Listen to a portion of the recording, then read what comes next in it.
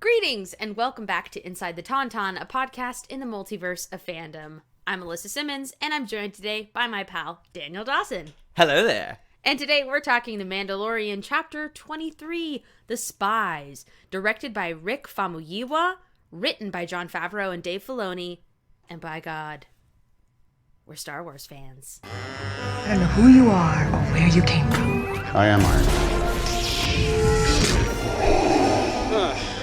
I thought they smelled bad on the outside. Smells like a new car in here. Inside the Tauntaun, this is our opening song. Alyssa, Daniel, Dino, talking nerd stuff, come along.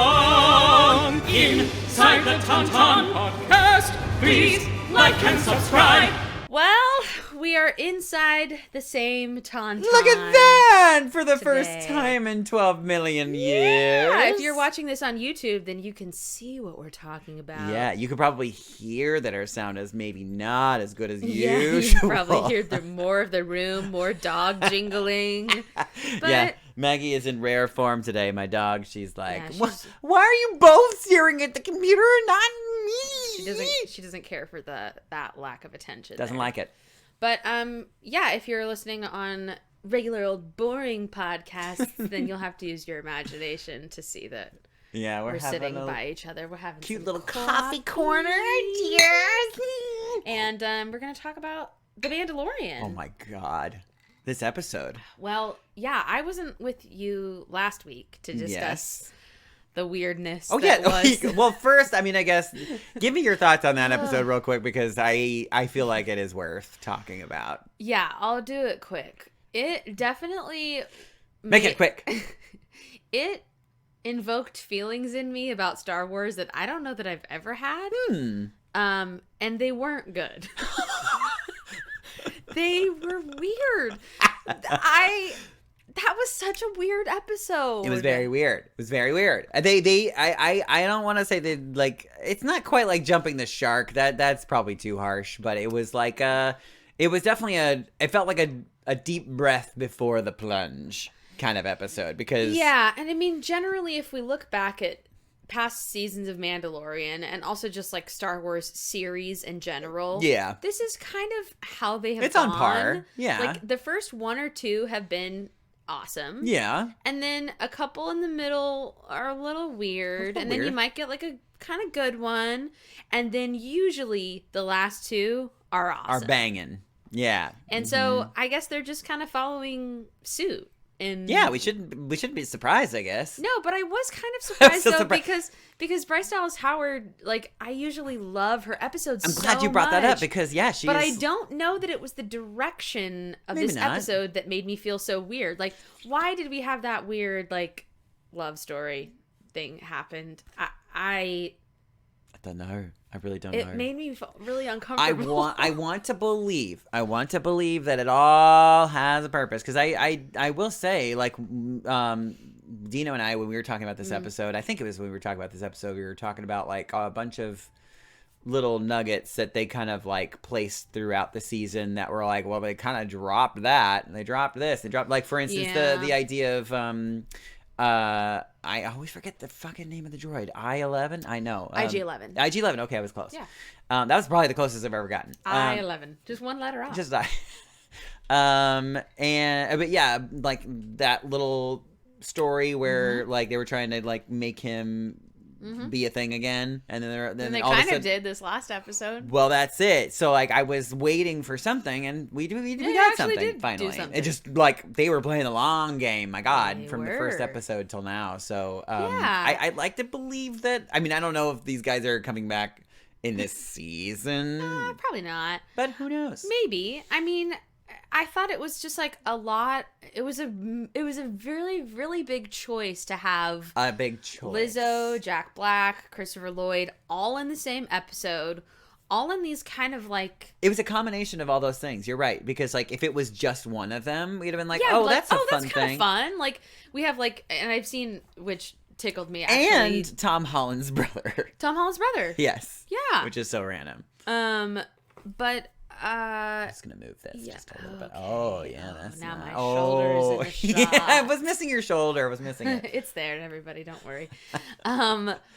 Yeah, I just like it wasn't that I thought that the three of them were bad in any No. way. I just was a little bit confused about the Yeah. choice to put Dino all was of not as them- impressed with Lizzo, unfortunately. Well, she's not an actor. Yeah. I mean, she's not. She's literally not an actor. She's a Right. She's She was very cute with Grogu. With Grogu. Yes, I enjoyed that. I think if that was their intention, they definitely got that.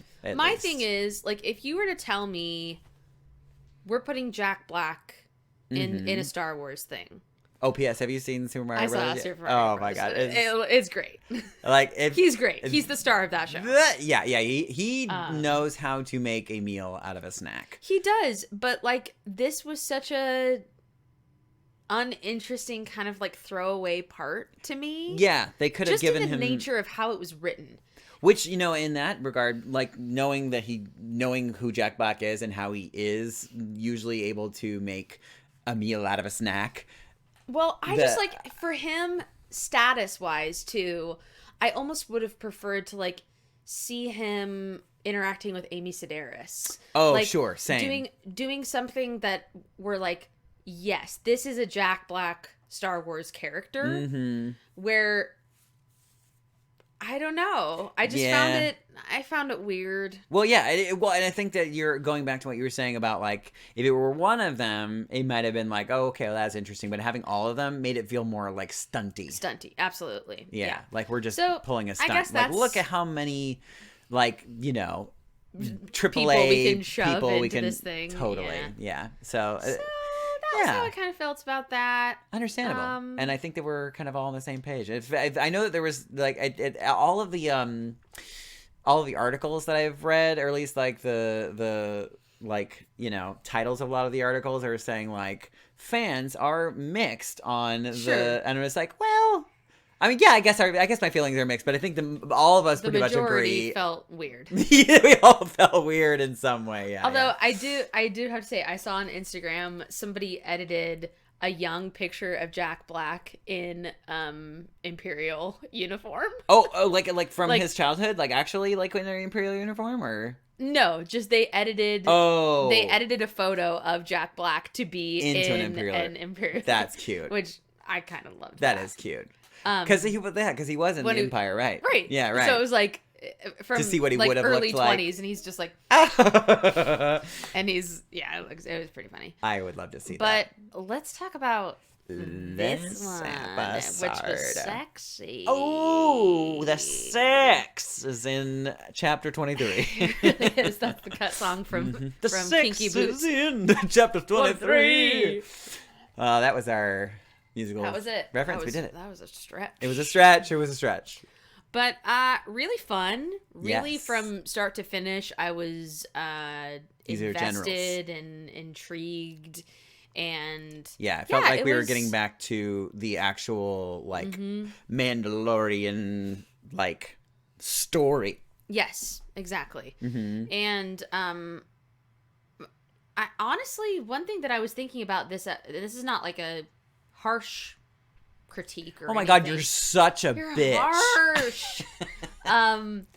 This season in general, I have been way more interested in Boca Tan than I have in Mando. I don't think that's on accident. Yeah, so it just It I does mean, feel just like all they're of this very sort of purposefully doing that. Yeah. like action and like inciting movement of the show Yeah. is around her and with her storyline. Yeah, it feels like they're really, really like, what's it called in volleyball when you throw the Volley. The volley? Yeah, I feel Right? like Is they. that a volley? Sure. Like when you're serving the you're ball. the serve? Uh-oh, help.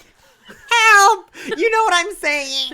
No, the assist? Like an assist? Yeah, an assist. Sure. Well, no, but I don't know.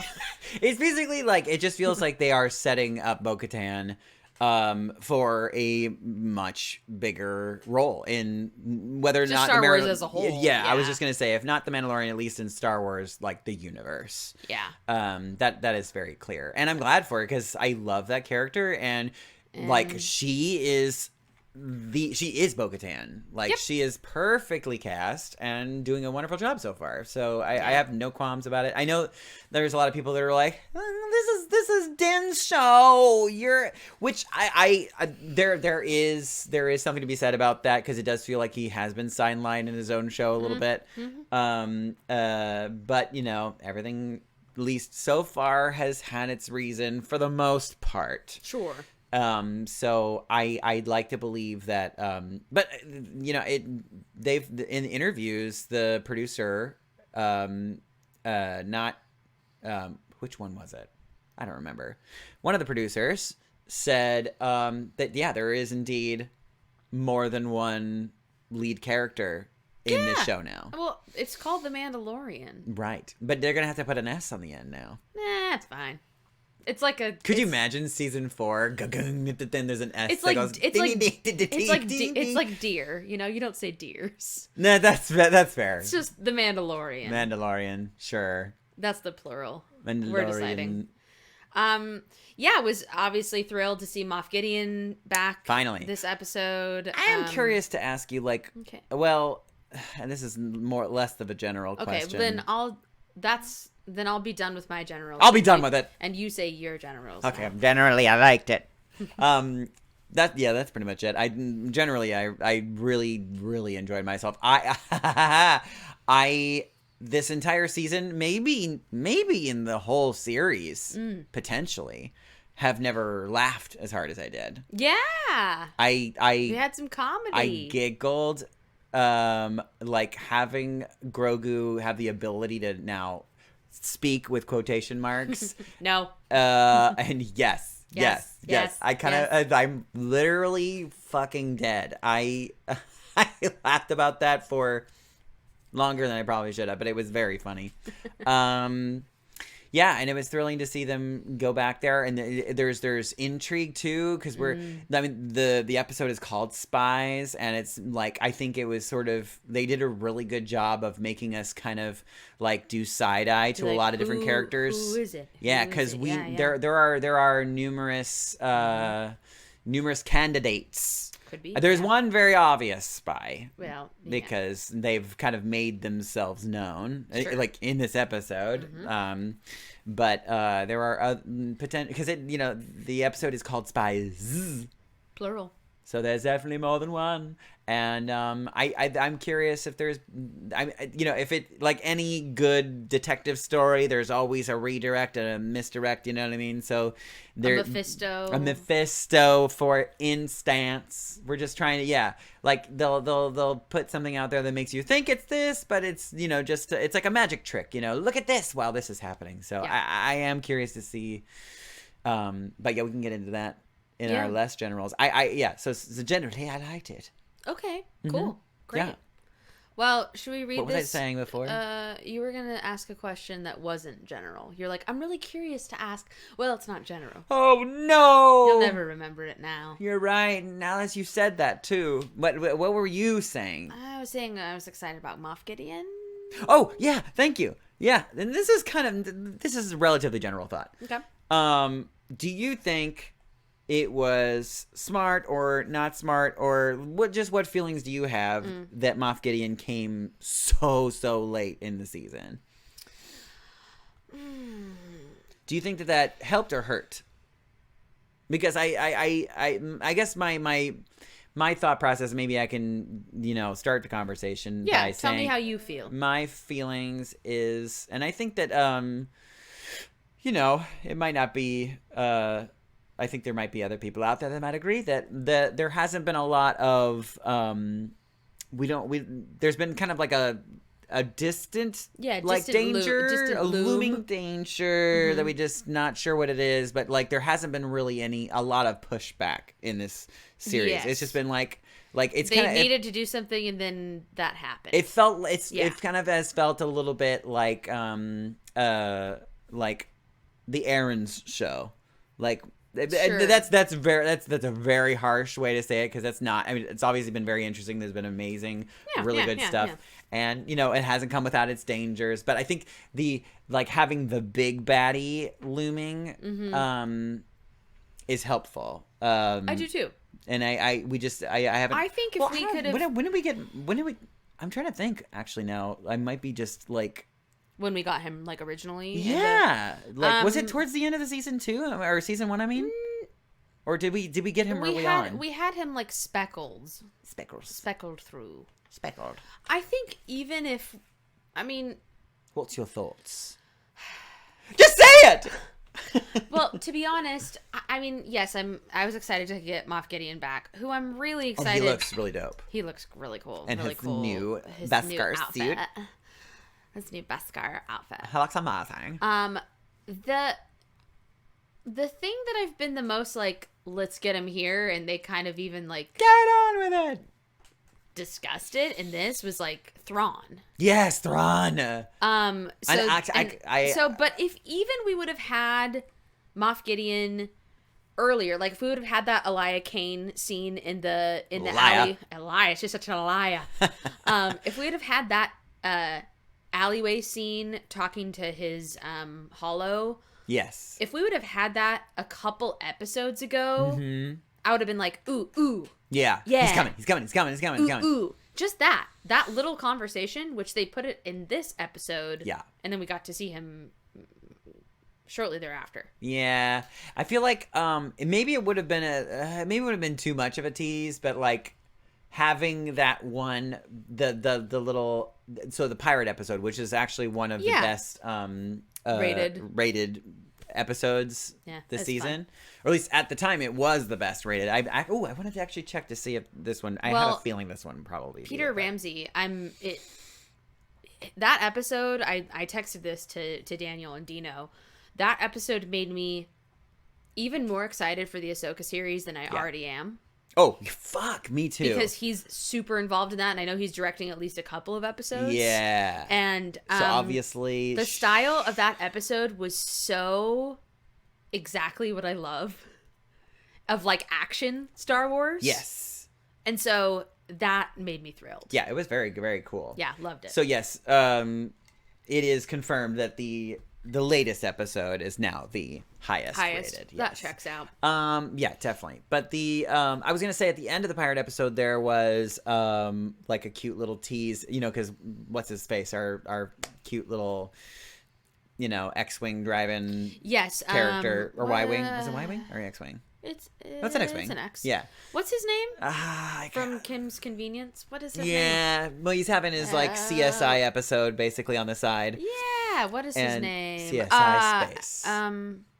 Axe. Axe Woves, right? Yeah, that's right. Yeah. Woves? That sounds right. Yeah, Axe Woves. Yeah. He so at the end there's the teaser. He's just like, "Oh, Moff Gideon got away and it looks like it was a Mandalorian's fault." Yes. Maybe it would have been nice to tag the tag with that scene with Elia Kane. Yes, I would have liked that. I think so too.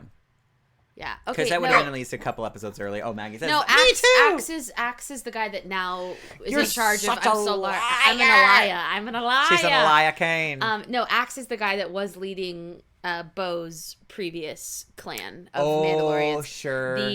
Sure. Rebellion, the New Republic officer is named... Let's look at it. We have it pulled up here.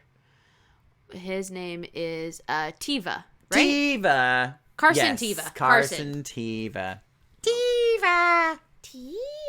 Oh, she brought her Maggie hoof. found her disgusting bone. It smells disgusting. It's a literal cow hoof. That is gross. Yeah, I'm not a fan, but she freaking loves it. Yeah, she's wagging her tail. She loves me. Yeah, so let's talk about other. I loved the scene. We're just talking kind of all over the place now. All over the place. I loved the Hologram Council scene. Mm-hmm.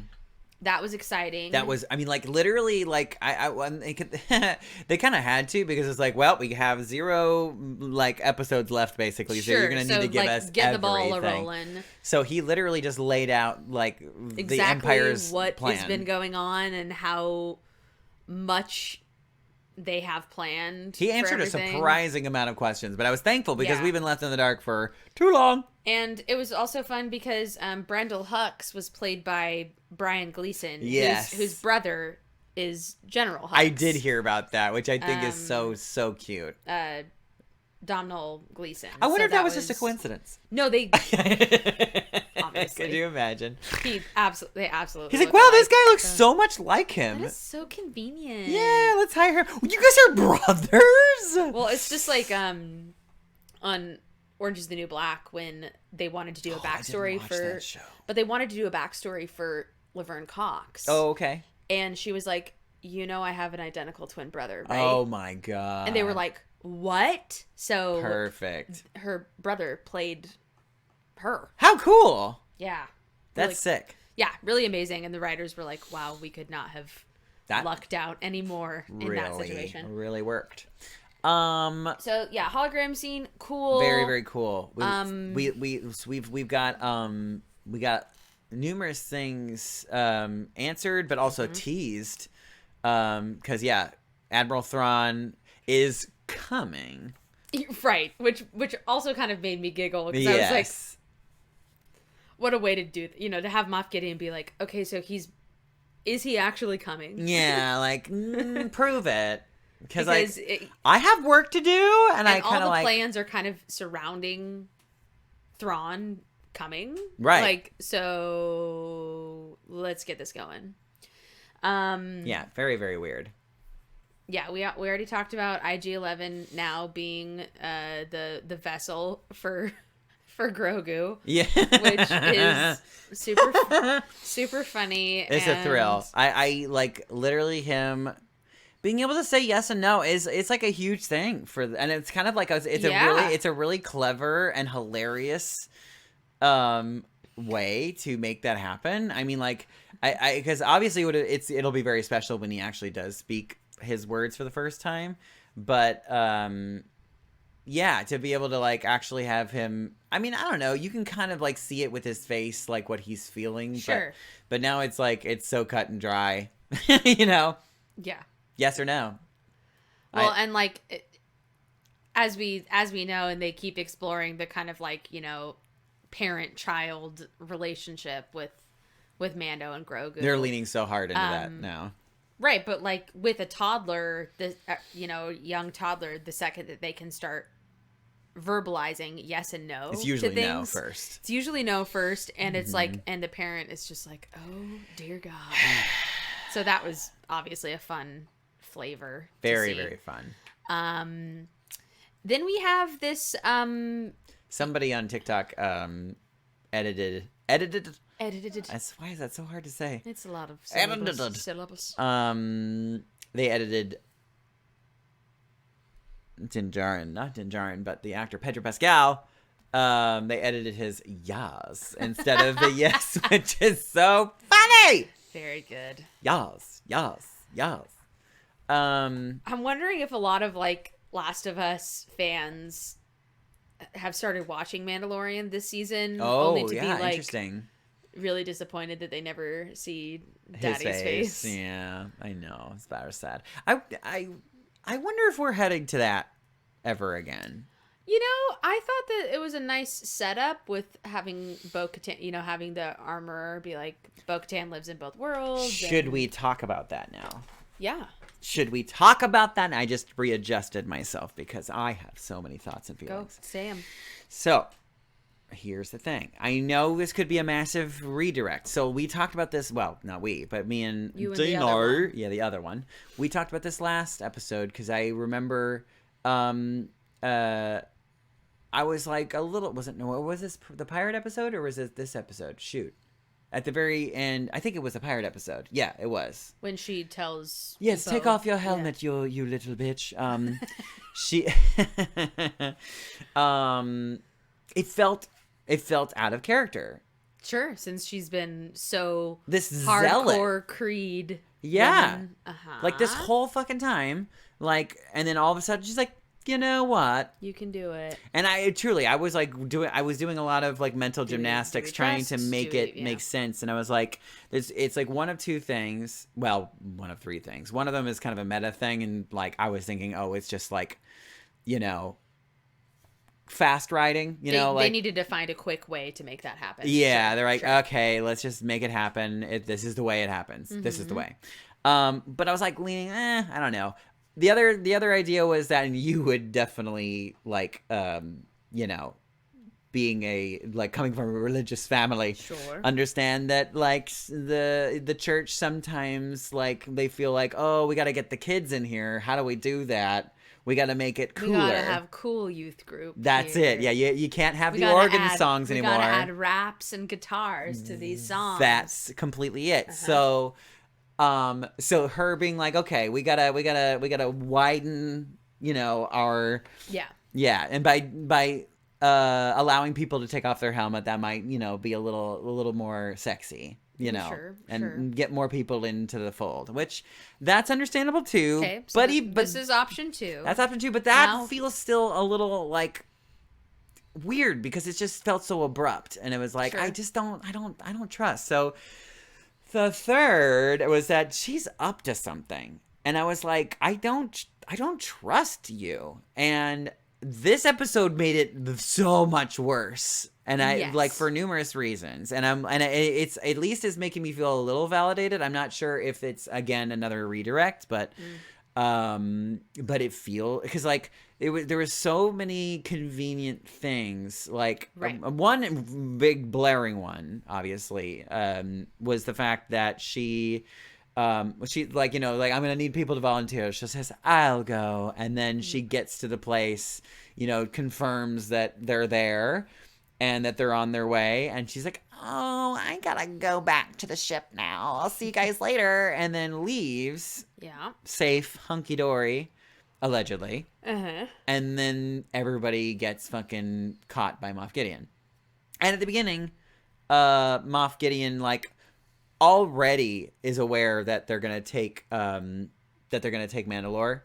And I know that Elia Kane said that she found it out. She didn't say. Did she say who her source was for knowing that? That's what I'm trying to remember. But I can't imagine. I mean, she might have heard it from our good friend Tiva, maybe. But I think that Tiva was trying to keep all that secret. I don't think he would have told. Yeah, he definitely would have told Elia Kane because he doesn't trust her at all. No. So I don't remember if she divulged that. So it's my thought process is that someone within their ranks contacted Elia Kane, and Elia Kane is pushing that info to MAF Gideon. So if that isn't the case, and if it's a big redirect, there are a couple other spies that there could be, and some people, I know that like some people have suspected that it might be what's his face, the guy you said earlier that wasn't TiVo. Axe. Yeah, I think Axe is super suspicious, maybe.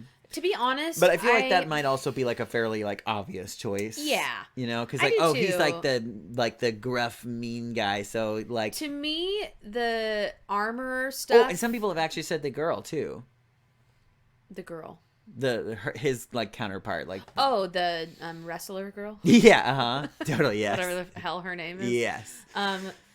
So I think initially, I didn't think that the armor was like, and I'm still not exactly sure. Well, yeah, I guess I'm not either, but I'm kind of because of her saying the whole like take your helmet off thing to Bo. I sort of now take your pants off. Now show me how you really feel about the Mandalorian.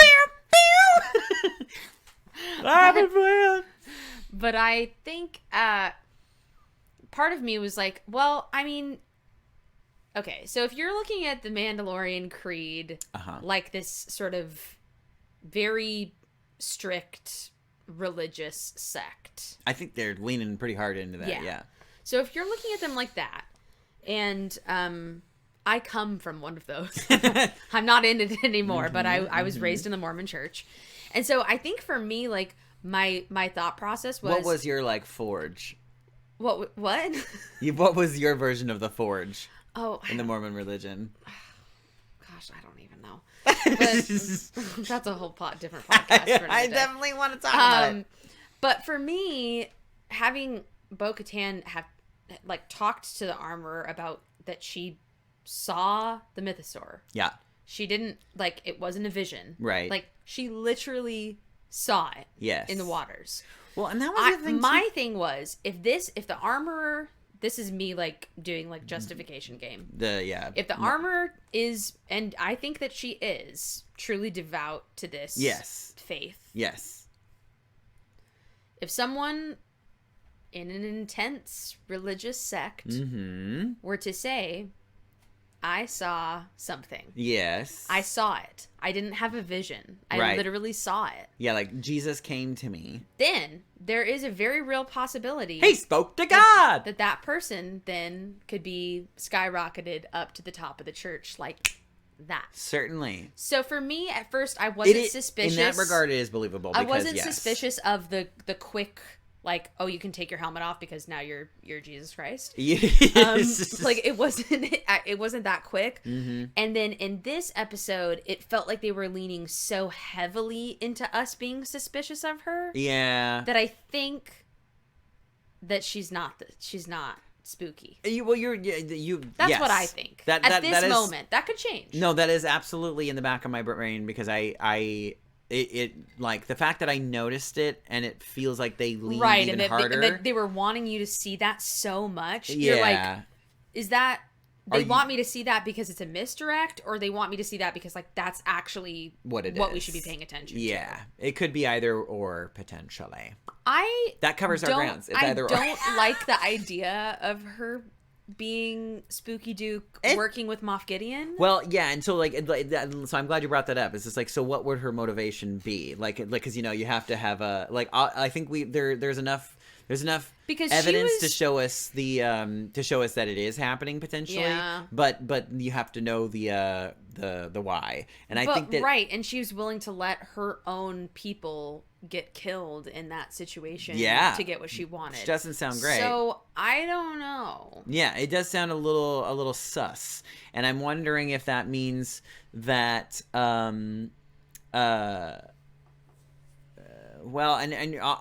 so Moff Gideon got what he was looking for, which was to get and my guess is Moff Gideon wants leverage so that he can get Grogu. Oh yeah.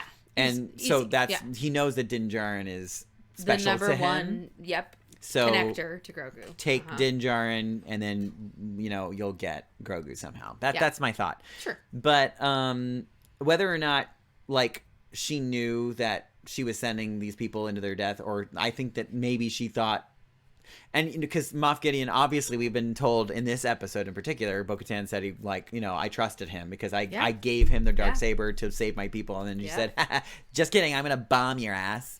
Yeah. So not to be trusted. So potentially the armorer made the same mistake by making a deal with her, hey, if I give you Din Djarin, you need to protect my people and let us be our religious zealots on the side and we're good to go kind of thing. We good? Okay, cool. And then he obviously doesn't keep his which in essence might, make her go, oh my god, I made such a big mistake, and then have this redemption arc or some bullshit. Yeah, could be. Who knows? But there was another person that was thinking that she because she obviously has a Death Watch helmet, and they mentioned the Death Watch in this episode, and it's they're now kind of broken up into different warring factions, right? So who's to say that she's not on the good side of those factions, Yeah, so it could be. It certainly would make for an interesting. I mean, you think that they're all at this moment trying to work towards the same thing. Well, it did. I think that's maybe part of the problem is that a lot of this season has felt a little too convenient because they're just we're gonna do this, and we're like, okay, we're taking back Mandalore. Well, that was easy. Great, no one's fighting now except a little bit for that second, but now we're all back together. Yeah, so it just feels a little too convenient. I mean, if it does end up being that they just fight Moff Gideon, and like do away with him in whatever way, and then take back Mandalore, and it's that easy. I mean, I don't know if that'll necessarily be disappointing, but maybe. Yeah. But we'll see. We'll see. Yeah, it's definitely interesting. There's a lot of like cool world building stuff that Very happened much so. in this episode. Like obviously We got getting so to many know, answers. Getting to know the whole backstory with like Boca Tan having to surrender to Moff Gideon. Yeah. All of that right before the Night of a Thousand Tears. It makes her choices make so much more sense. Sure. And like, I mean, we've always known that she was like, she like never wanted to like be the leader. Yes. You know what I mean? She doesn't want that burden, I guess. But this also, and it also just says a lot about her character and her honor, which Din Djarin mentions in this too. Like this is why I'm following you. Oh, the thing he said was so sweet. That was a really cool scene. Yeah, I loved that. I was like, wow. I was like, if somebody said that to me, I'd be like, oh my god, that's so nice. Yeah. Yeah, you're definitely seeing a lot of softened Mando this season because of everything that he's gone through. And he's a with dad Grogu now. And Boopity Bops. When you become a parent, you soft poo. You get a softy poo. That's true. That's how they always say it. But seeing that there's this like surviving clan there, that just made my imagination like go wild. Oh my god, yes. What if there's just like so many scattered all over the place, and what does that look like, and what does that mean? And I think you have to assume that. And and I'm glad you brought them up too, because there are people out there who also think that maybe they're spooky dooky spies because how in the world would they have survived for this long? Right, and then to immediately be like, Bo-Katan, we never gave up on you. Like immediately, you're like. And also, well, and it looked like they were looking for them. Sure. And he's just like, Boca Tan, is that you? And then, sure. And again, that also felt a little too convenient. Like they just happened to show up. Not only that, but then also like crash land exactly where they need to go. You know, like all of it seems a little too convenient. A little too nice and easy. Something is afoot. It's not my feet. I just washed them. Okay, what other cool things happened? Nothing. It was all That's it. It was garbage. All idiot. Well, we have the saddest part of the episode, which obviously is Paz Vizsla sacrificing himself. Sad. But in a like very badass way though. Very badass. Yeah. The details of I was a fan of the details, because it's pretty easy to breeze past, like just guns and shooting guns for glory and and then dying, but they showed the gun like overheating and then him like having to drop the gun and then go for melee, and then I the Praetorian Guards coming out, that was very sick. I wasn't expecting that. I don't know why. I don't know, because he told us, he's like, I need some backup. I need Praetorian Guards. I need the bombers. I need this. And and then they were there. There they were. That was very fast. I know, somebody actually said this too, and I like it makes sense. Like Moff Gideon is a smart guy.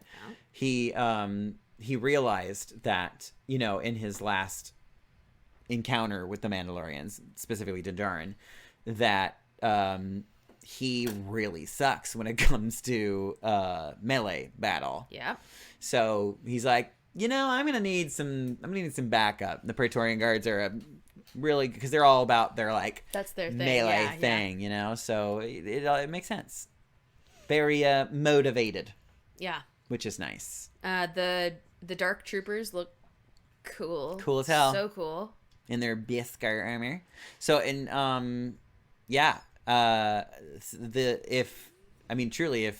the First Order were to have that, they'd be basically unstoppable. Yep. For the most part. So it's fun to watch this now and be like, okay, but what happens? Yeah, what happens? What happens that in between now and then? Yeah. Because obviously they don't have Beskar armor. No. No, and so they obviously like, but something good happens eventually. Sure. But then, I don't know. I was talking with I think I was talking to Dino about this, but like, Dave Filoni and all of them are like connecting the dots, and one of the dots that they have to connect to is why are the Mandalorians not present in the sequel series? Right. Or are they? And we or just, are they? We just don't see them. It's a big galaxy. It's a big galaxy. We need to know why they weren't there, or if they were there, what they were doing. Yeah. Or if they were, because like, are they just like in full blown hiding after the events that happen in this? I'm just imagining like them showing, like, cutting to the battle of, Rise of Skywalker, and then cutting back to like them on Mandalore, like sipping tea, like, ooh, we're having such a lovely day, doing awkward beach fight combat workouts. Oh my god, that episode. Meanwhile, in Mandalore. That I don't know. But this episode made me very giddy. Gideon. Giddy. It made me very MAF Gideon. And I felt very Gideon. Oh, I made a stupid joke on I literally wrote it down in my notes. So I was like, this is gonna be hilarious. Oh, God. What is it? But no, I was like watching, because as I was watching the episode, I said it out loud. They fly now, because Dave Filoni he's making that arc. He's showing us how they got there. Yep. He literally just explained why they fly now. Yep. We got it. That was all we needed. Although I'm glad they didn't say they fly now. Yeah, that would have been a little bit too like, okay. Yeah, here we go. But yeah, most action movies have a cheesy line read like that. Yeah. It's very necessary. Well, I think it's important. It's not necessary, but it feels like it always happens regardless. It does, and I think, like, we've talked about this so many times, and Marvel does a great job at doing this. Yes. It's just every once in a while, just a little winky to the Ting! audience, like, remember, we're having fun. This is still what this is. Like, We're let's have a having fun fun. time. I'm rewatching The Lord of the Rings right now because the Return of the King is in theaters right now. So awesome. So I'm going to try to go next week. If you want to go, you have to let me know. I do want to go. Oh! The Scooby Dooby Dooby. What's his face? In the scene where they're fighting the trolls, like, they have a cave troll. Like, kind of like rolling his eyes. You know what I mean? It's like, he wouldn't have said it like that in real life. But you needed it. But it's fun. You needed it. And It's also, like, when it's fun. really, like, so many battles back to back to back to back. Yeah. It's just a nice little moment of levity. Give us a little levity. Just a little levity. Little levity. What else? What else is there to talk about? The armorer is a poo-poo face. Spy. Axe is a spy. Everyone's a spy. Everyone's a spy. But that's a good spy movie makes us feel like everybody's a spy. Yeah, and then you learn at the end they were all They spies. all were spies, yes. And Din Djarin is all alone. There, somebody even said, but I didn't know. I don't believe it. That Boca Tan made another deal with MAF Gideon, but I don't believe that. No. Not even a little bit. That would be a very big Ouch. Confusion to me. If You're that doing happened. me a confuse. Yeah, so we've only got one more episode. Only one more. One more. Almost the same team. Rick Famuyiwa is directing again. Jon Favreau wrote this last one by himself. No Dave Filoni on this one. Yeah, he's been very, very busy. So busy. So, we did get word at the Star Wars Celebration with Boca Tan. Katie Sackhoff. Katie Sackhoff.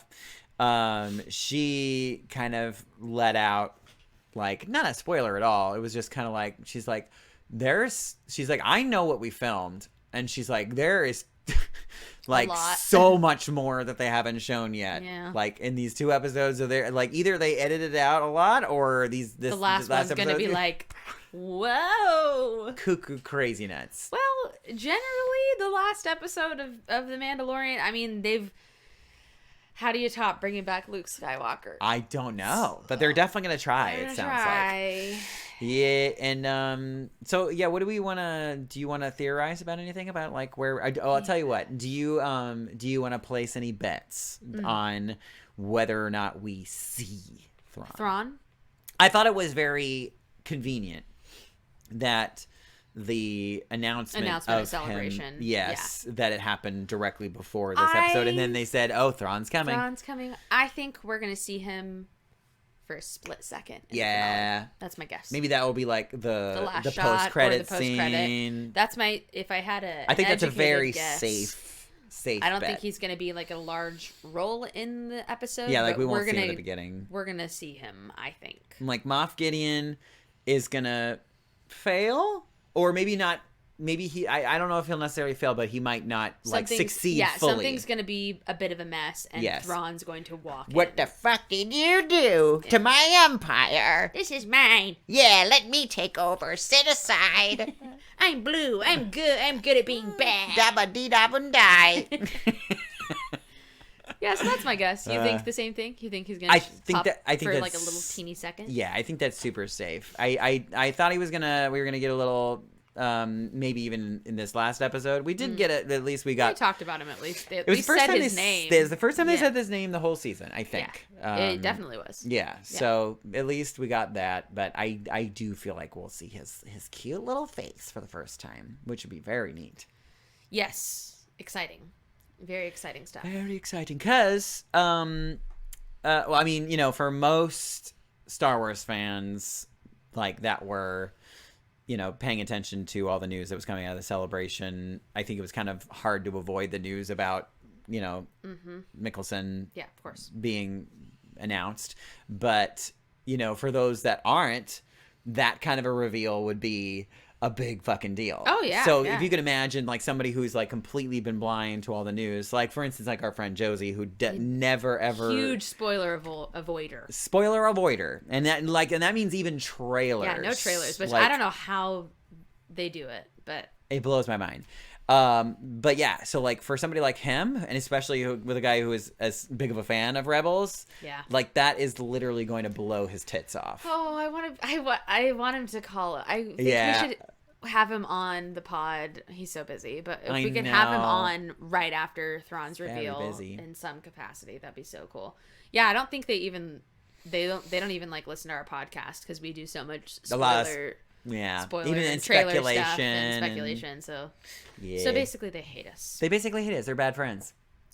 But yeah, Josie is on my my D&D group. We were both in Frozen together. It's true. Back And in the day. if you listened to our our Rebels audio drama that was we so long did ago now. a couple years ago, he voiced Ezra. He did such a good job. He's an actual voice actor too.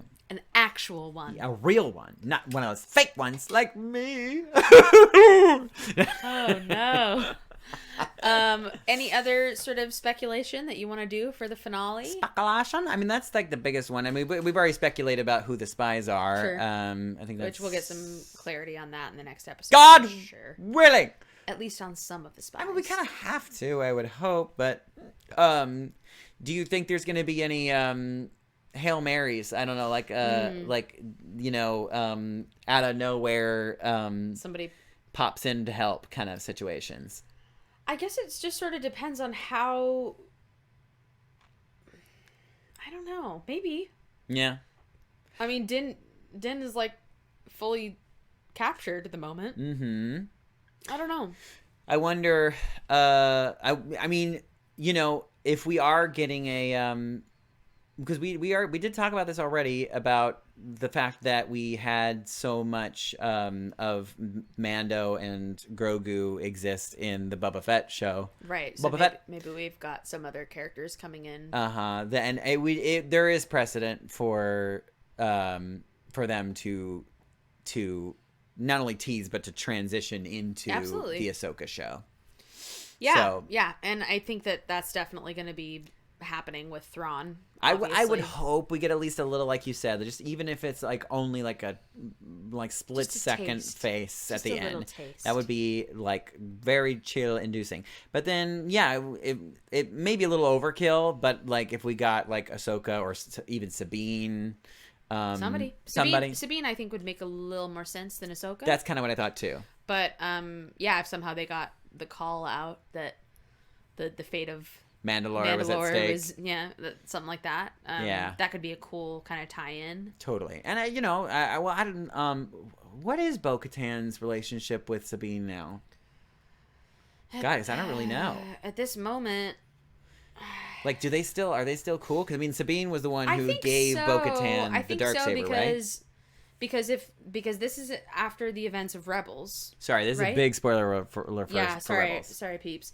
Yeah, because this is after the events of Rebels, and there's that episode of Rebels where, like, Sabine and Boca Tan, like, kind of, they're like, we're good, we're okay. Yeah, do you remember? Right? I think so. Do you remember that one? I think Boca Tan, like, helps save Sabine's mom or something. There's something that happens, but they're cool now, I think. Okay, good. I think they are. Yeah?